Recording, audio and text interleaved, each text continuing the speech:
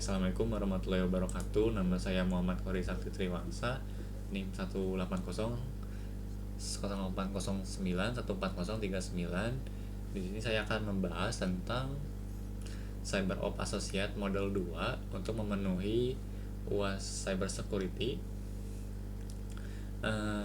Pertama, di sini ada Modern Security Operation Center.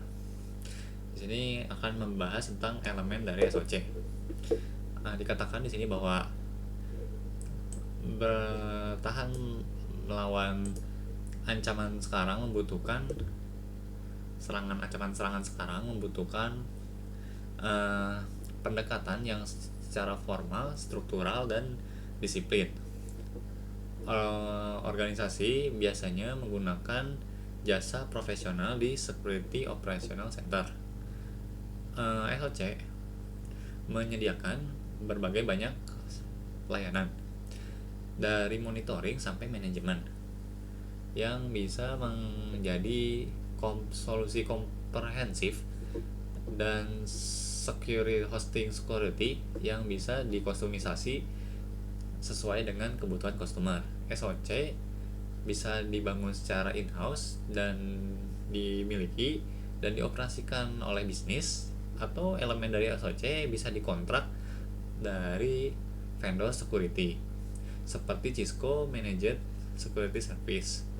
Seperti yang diilustrasikan di sini, elemen utama dari SOC adalah orang, prosesnya, dan teknologi yang dipakainya. Orang yang ada di SOC itu ada tier dan ada manajernya. Di sini adalah role itu peran kerja dari SOC itu udah evolve atau udah berevolusi. Secara tradisional SOC memberikan job role berdasarkan tier, berdasarkan expertise dan responsibility dan tanggung jawab yang dibutuhkan di tiap tiernya. Tier pertama biasanya adalah entry level, tapi tier ketiga biasanya membutuhkan expertise yang ekstensif. Tier pertama itu adalah alert analysis, yaitu profesional yang memonitor peringatan yang masuk, memverifikasi insiden sebelum terjadi, dan meneruskannya ke tiket 2 jika diperlukan. Tier 2 itu adalah incident responder. Profesional ini akan yang bertanggung jawab untuk melakukan investigasi secara lanjut terhadap insiden dan memberikan saran remediasi atau aksi yang harus dilakukan. Tier 3 itu adalah threat hunter. Ini adalah profesional yang expert dalam skill jaringan, endpoint, dan threat intelligence, dan malware reverse engineering. Mereka expert dalam men-tracing proses dari malware dan menentukan dampak, dan bagaimana malware ini bisa dihilangkan. Mereka juga sangat berhubungan dengan memburu potensial threat, ancaman yang berpotensi, dan mengimplementasikan alat untuk pendeteksi ancaman. Threat hunter mencari cyber threat yang ada di jaringan tapi yang belum dideteksi. Jadi yang tidak dideteksi oleh tier 1 tier 2 itu dideteksi oleh threat hunter juga. Terus ada SOC manager yang kalau manager pasti manage resource atau mengkontak organisasi atau customer dan gitu-gitu lah. Kalau kurs ini menawarkan preparasi untuk sertifikasi yang suitable, yang cocok untuk posisi tier 1 alert analysis, atau yang diketahui sebagai cyber security analyst atau CyberOps Associate. Gambar ini berasal dari SANS Institute. Graphically merepresentasikan bagaimana role itu berinteraksi satu sama lain. Lalu proses di SOC itu bagaimana? Hari di mana cyber security analyst biasanya memulai untuk memonitoring antrian peringatan security. Sistem ticketing biasanya digunakan untuk menentukan peringatan ke dalam antrian untuk dianalisis dan diinvestigasi. Karena software yang menggenerasi peringatan bisa jadi peringatan salah alarm. Salah satu job dari cyber security analyst yaitu memverifikasi peringatan yang merepresentasikan benar-benar insiden security. Ketika verifikasinya selesai, insiden bisa di forward untuk diinvestigasi lebih lanjut ke security personal yang lebih tinggi. Kalau tidak, maka akan dibuang dan dianggap sebagai salah alarm.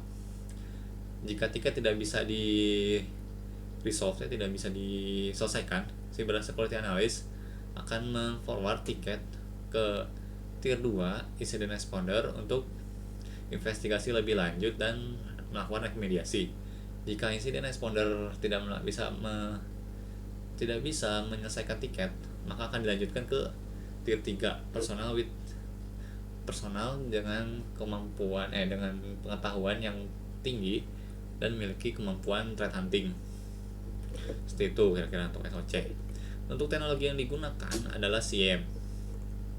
Seperti yang digambar, SOC perlu informasi security dan event management system atau yang sejenis. SIEM membuat hal tersebut SIEM membuat data all the data that follow network. Gimana ya? SIEM membuat sense, membuat masuk akal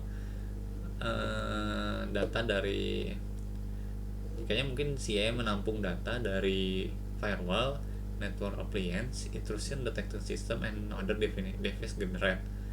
SIEM adalah sistem yang digunakan untuk mengkoleksi dan memfiltering data, detecting and classifying threat, and analyzing and menganalisis dan menginvestigasi ancaman. SIEM sistem juga bisa memanage resource dan mengimplementasikan solusi preventif dan mengadres tuh memanggil apa ya adres bahasa Indonesianya, adres future threat ya. Jadi intinya bisa mencatat ancaman masa depan. SOC teknologi terdiri dari satu atau lebih dari hal berikut, yaitu ada event collection, security monitoring, security control, log management, vulnerability assessment, vulnerability tracking, dan threat intelligence. Teknologi di SOC atau tadi kan teknologi di SOC selain SIEM ada SOAR, SIEM dan security orchestra, automation dan response. Sistem orchestra, automation and response biasanya dipasangkan berdua karena mereka memiliki kapabilitas yang melengkapi satu sama lain. Operasi security yang besar, tim security operasi yang besar biasanya menggunakan dua teknologi untuk mengoptimasi SOC mereka. Diperkirakan ada 15% organisasi dengan tim sekuritas lebih dari 5 orang yang memanfaatkan SOAR di akhir tahun 2020. Platform SOAR sangat mirip dengan SIEM. Dia bisa melakukan agregat, korelasi, dan menganalisis ancaman. Tetapi SOAR teknologi bisa lebih lanjut mengintegrasi threat intelligence dan automatic incident investigation and response workflow based on playbook developed by the security team. Jadi dia udah ada uh, playbook itu mungkin kayak database yang dimiliki oleh security team, jadi kayak bisa dimodif lagi gitu. SOAR itu modifikasi dari SIEM yang dimana bisa mendeteksi tambahan dari threat-nya, threat tambahan seperti automating incident, response workflow, dan threat intelligence seperti itu.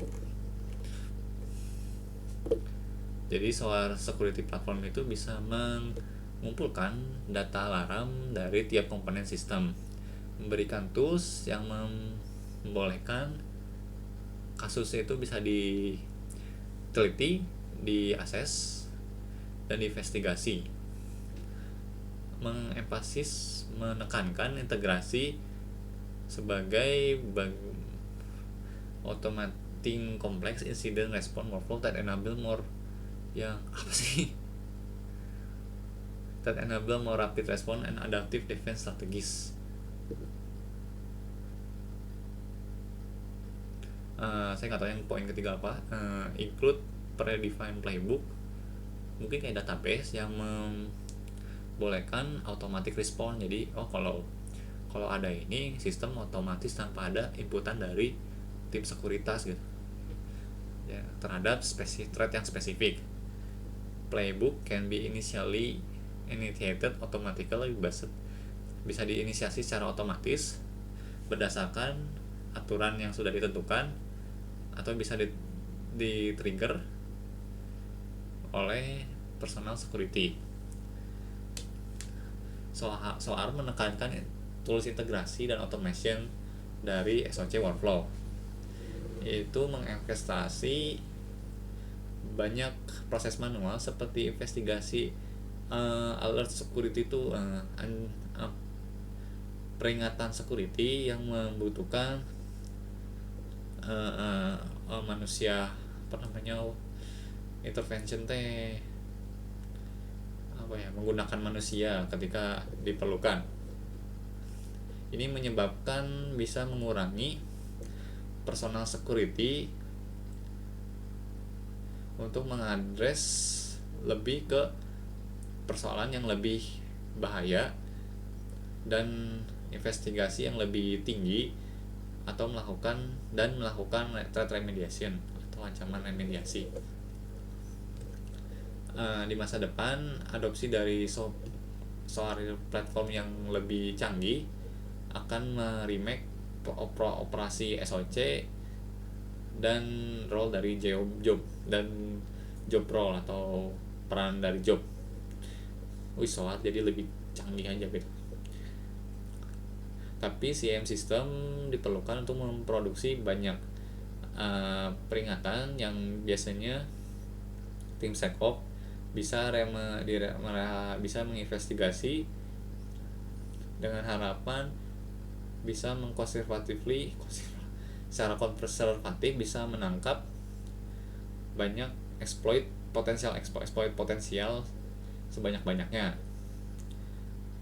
Sedangkan SOAR bisa memproses banyak peringatan secara otomatis dan akan memperbolehkan security personal untuk lebih fokus ke masalah yang lebih kompleks dan potensial, dan exploitnya yang demikian lebih potensial. Lalu ada ukuran SOC. SOC itu sangat penting untuk keamanan organisasi.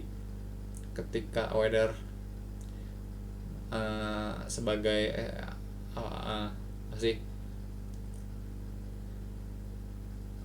whether the source is internal to an organization or providing service to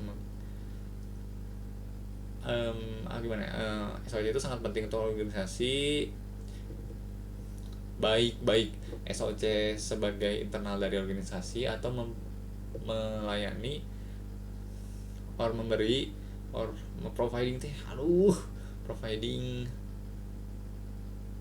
memberikan service ke banyak organisasi. It is important, ini sangat penting untuk memahami bagaimana SOC berjalan secara berurut. Jadi improvement bisa dilakukan oleh orang dan proses dan teknologi yang bisa compress the SOC.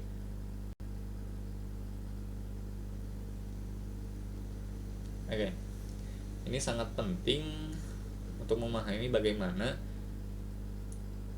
seberapa baik SOC berfungsi in order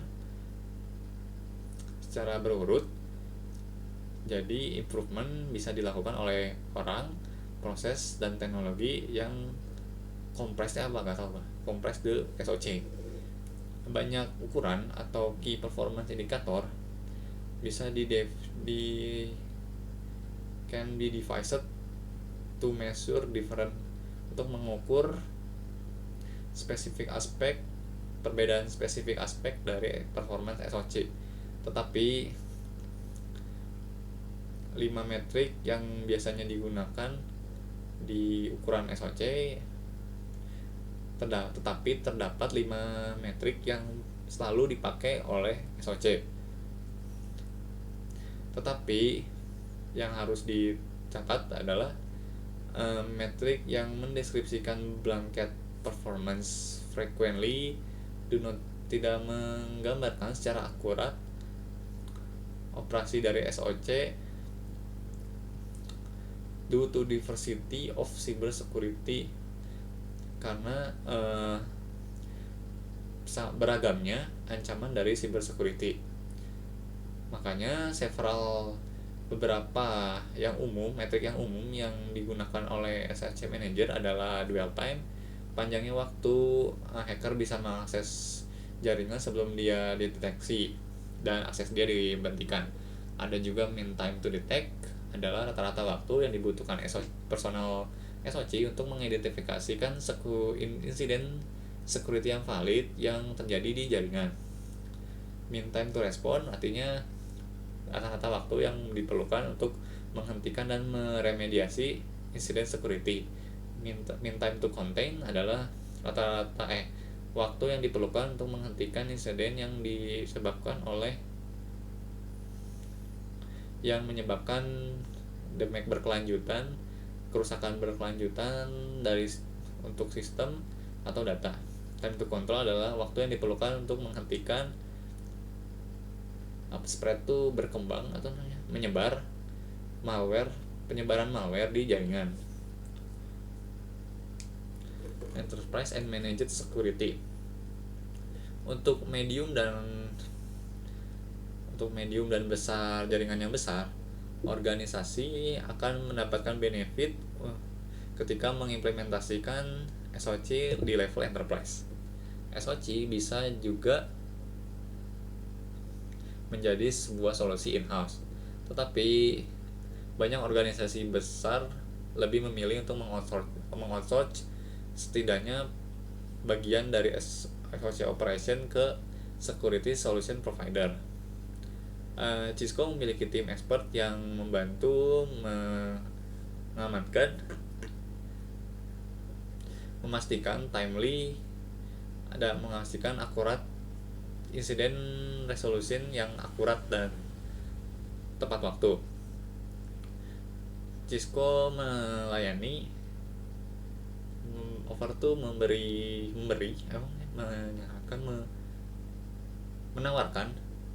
menawarkan berbagai macam incident response, preparedness, dan kesiapan dan manajemen kapabilitas manajemen seperti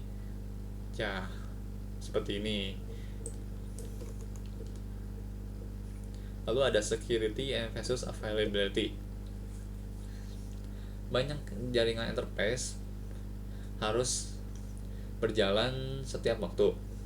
Personal security paham bahwa organisasi perlu menyelesaikan prioritasnya, maka ketersediaan jaringan harus terjaga setiap waktu. Setiap bisnis atau industri memiliki limitasi toleransi terhadap jaringan downtime. Toleransi ini biasanya berdasarkan dari perbandingan dari biaya yang dikeluarkan, the cost of biaya downtime berhubungan dengan cost yang dipakai untuk biaya untuk biaya untuk melawan downtime. Contohnya di small retail business dengan satu lokasi akan toleran terhadap satu router yang failure, tetapi jika porsi besar dari sales bisnis adalah berasal dari online shopping, orang yang beli secara online, maka owner akan memutuskan untuk memberikan level of redundancy itu apa ya? Pokoknya si owner itu pasti akan meningkatkan koneksinya agar memastikan bahwa koneksinya selalu ada. Preferred uptime is often measured in uptime biasanya diukur dari banyaknya down menit dalam setahun, seperti sesuai tabel. Contohnya adalah 59. Uptime artinya network ini 99,99% of the time itu nyala, dan downnya itu tidak lebih dari 5 menit per tahun. 49 artinya downtime-nya 53 menit per tahun. Tetapi security tidak bisa sekuat itu yang bisa menghalangi kebutuhan karyawan. Jadi security itu tidak bisa dibuat kuat karena trade-off-nya efisien bisnis fungsionalnya itu bakal tidak efisien, seperti itu. Ini jawabannya cyber security analyst. Ini cyber security analyst. Ini manager of incident response, CM.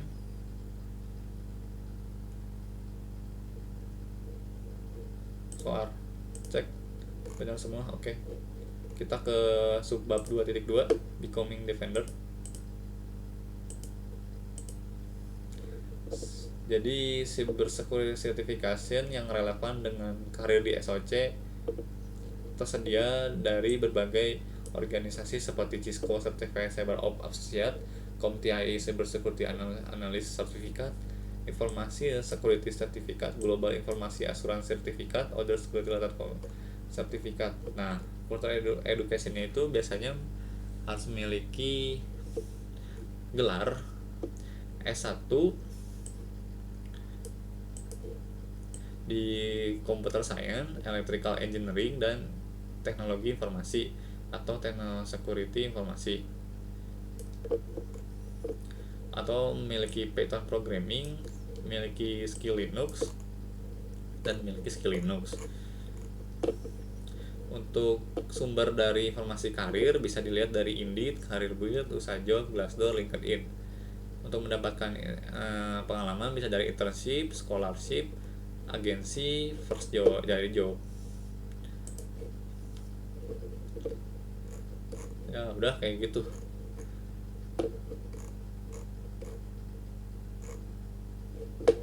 Ini gue belum jawab ya. Sekian dari saya, mohon maaf ada kekurangan. Assalamualaikum warahmatullahi wabarakatuh.